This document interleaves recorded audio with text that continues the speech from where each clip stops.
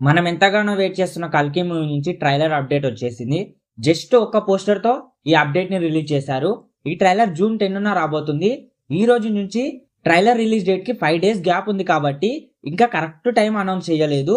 Just June 10న trailer వస్తుందని announce చేశారు.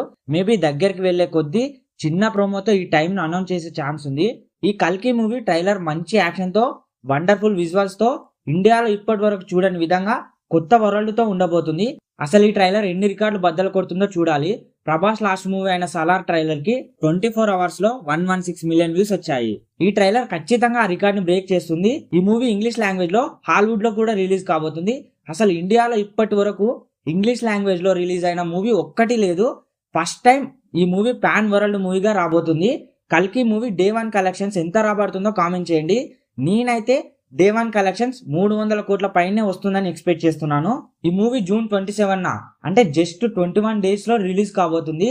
కల్కి మూవీ గురించి ఎలాంటి అప్డేట్ మిస్ కావద్దనుకుంటే మా ఛానల్ ని సబ్స్క్రైబ్ చేసుకోండి. Thank you for watching.